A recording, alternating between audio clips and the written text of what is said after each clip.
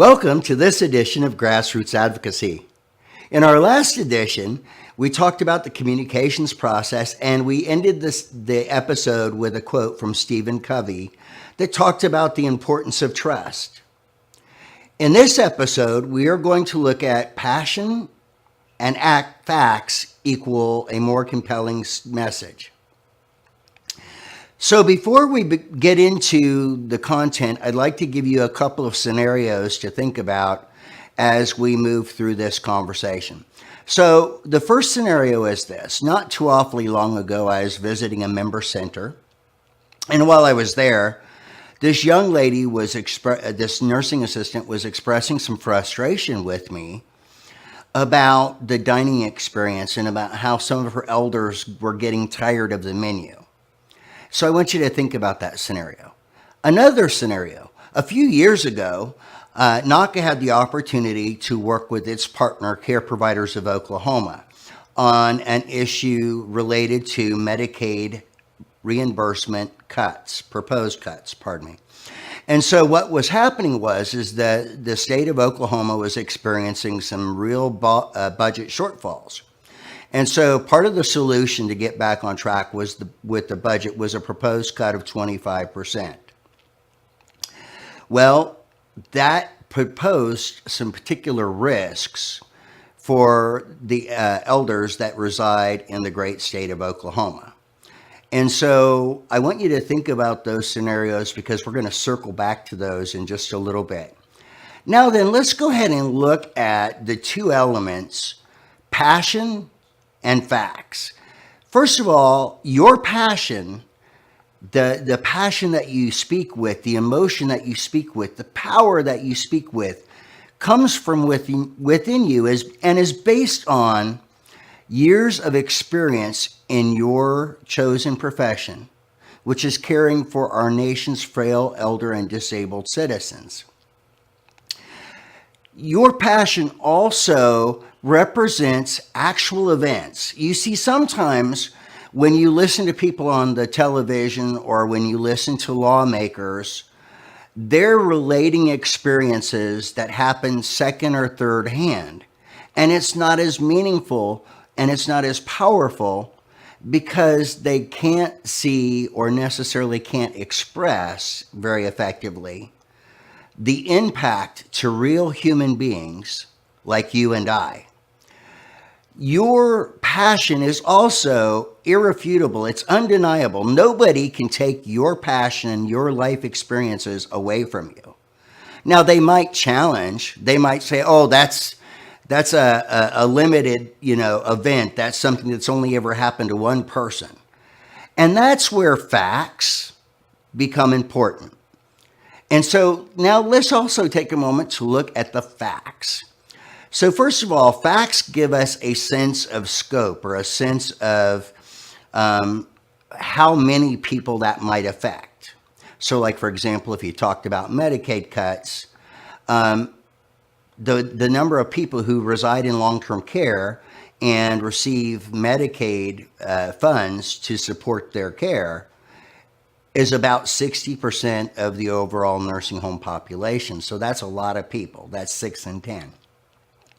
It also gives us the opportunity to look at possible consequences. And those possible consequences really come from, if this happens, this will impact this many people in a real and tangible way. It also gives us the opportunity to add credibility to our argument. Because it's not just our perspective, it's the perspective, we're adding in the perspective of people who define and identify and clarify facts, and that can be really helpful for us. My granddaddy used to say, opinions are like backsides, everybody has one. So when you take your opinion and you add in powerful facts, it makes your story, your message more compelling and more meaningful for your audience. And it's also going to help you to shape the purpose of your communication. And remember, the three purposes that we've talked about at this point are winning the hearts and minds of people. They're motivating people to take action, and they're providing as a means of informing people, because people don't always know or understand the issues that are related to the long-term care environment. It also, facts also help you to make a better argument for people who are more fact-based. They're more interested in what are the numbers, what does this mean? It helps you to better influence the decision makers.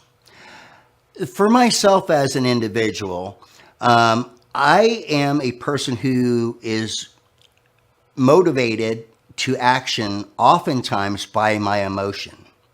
So, for example, if you were a Facebook friend of mine, you would probably notice that I like or share or comment on themes around older Americans, on themes around children, because I'm just a big, fuzzy, cuddly teddy bear at heart, or because it might be something to do with patriotism.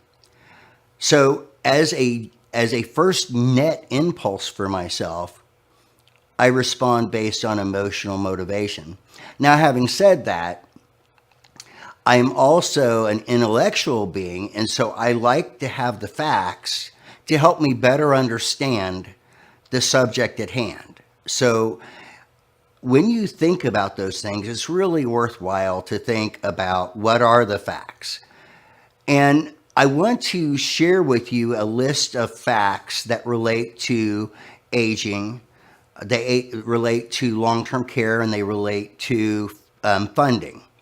So the first fact that I wanted to talk with you about is the fact that there are currently, according to some data that was pulled in December of 2014, about 46 million Americans who are over the age of 65. This group is likely going to double between now and 2060. And that's because the baby boomer generation, that's a very big segment of our population. And why 65 is important is because 65 is an age at which people's likelihood of going to long-term care increases over time. So then let's look at the fact that currently 15% of our nation's population are made up of people who are 65 years of age or older. Now let's also think about this. By 2060, nearly 24% of Americans will be age 65 or older.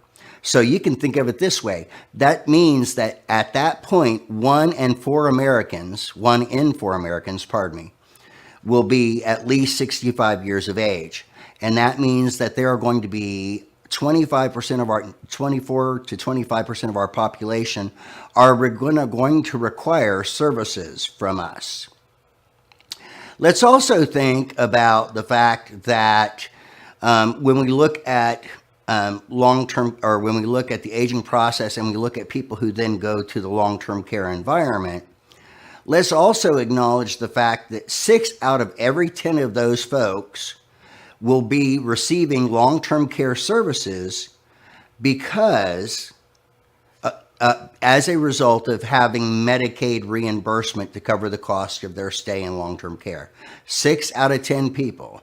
So if you lined up 10 people in the hallway, 6 of them would likely need to have Medicaid support in order to be able to reside and receive care in nursing homes, assisted livings, in nursing homes and those sorts of settings, Okay, so these facts are worth knowing because these are facts, that are frequently addressed in long-term care publications.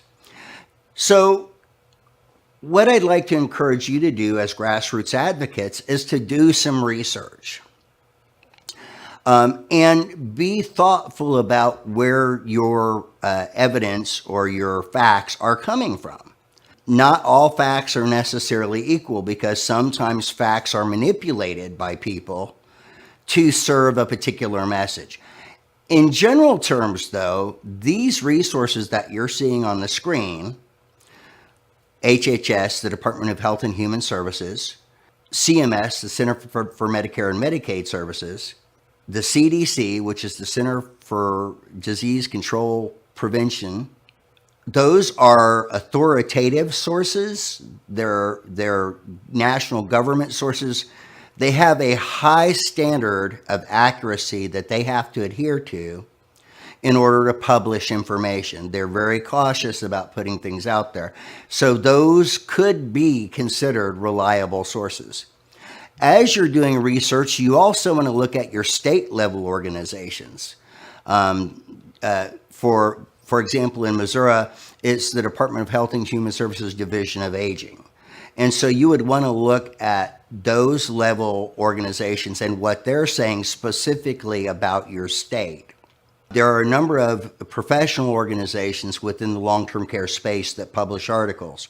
So those would be good resources for you as well. It's also worthwhile to think about academic institutions. So for example, Harvard, Yale, Johns Hopkins, these educational institutions frequently publish articles or dissertations from their students that have a high level of accuracy and validity, which helps to make them more reliable sources for your research as well. And then you also want to think about special interest groups. For example, the Alzheimer's Association is not necessarily what you would classify as a professional association. It is, however, an association that is made up of folks throughout the United States who are really focused on Alzheimer's disease and its effects and its treatments and things of that nature.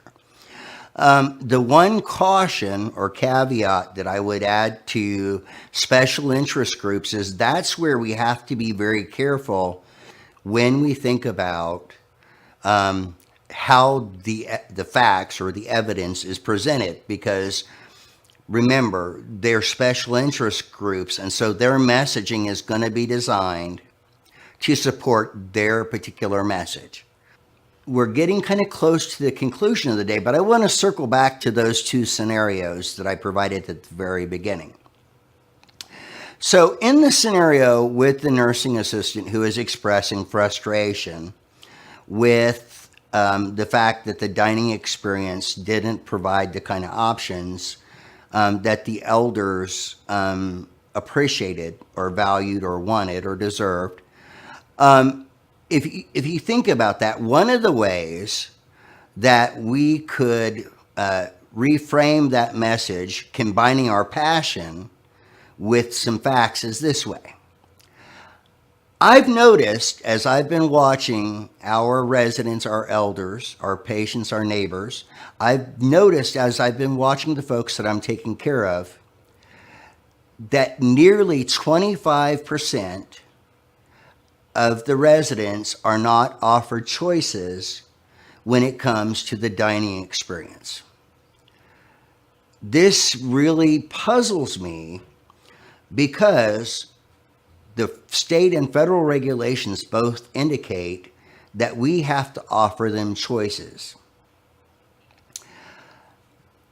What I would like to happen is I would like our organization's leaders to look at how we can improve the dining experience in such a way that our elders, our residents, our patients, our neighbors, the people we care for, are afforded more options so that they have a better dining experience. Because when they have a better dining experience, they're more able to maintain a healthy weight, and they are also more likely to be satisfied. So that's one way to think of that scenario. The second scenario that we touched on was the scenario with the great state of Oklahoma. So the great state of Oklahoma was talking about cutting the Medicaid budget by 25%. And that really is very scary because just on the general face of it, we know that's going to affect aging Americans. Think about it if we presented it in this light. As a long-term care professional, I am very concerned about the fact that the great state of Oklahoma is considering decreasing its Medicaid funding by 25%. I am partly concerned because I know that that will affect nearly 6 out of 10 Oklahomans who are residing in long-term care today. I'm also concerned because I know that there are at least 40% of the licensed nursing centers in the state of Oklahoma that have less than 30 beds and rely purely on Medicaid for their operational expenses. And so if they decrease funding by 25%, those centers are likely to have to close their doors, or they're likely to have to decrease the amount of staff that they have to support the men and women that they're caring for. This represents a significant impact for the men and women that Oklahoma is caring for. I urge you to reach out to your elected officials today to let them know that you would appreciate it if they would look for other cuts outside of Medicaid to get the budget balanced. So if you think about when I first presented the scenarios and how that sounded, and think about how I presented the scenarios at the end, hopefully you'll see that I blended my passion and my facts in such a way that it either caused folks to be more sympathetic to the areas that I mentioned, the dining experience and Medicaid funding, or that it caused them to take action, or it at the very least provided them more information so that they could make better decisions. As we wrap up today's episode, I want to ask you to consider this quote from Thomas Jefferson. An informed citizenry is at the heart of a dynamic democracy. You, as an informed citizen, are at the heart of our democracy, and you have the potential to shape the future as a grassroots advocate.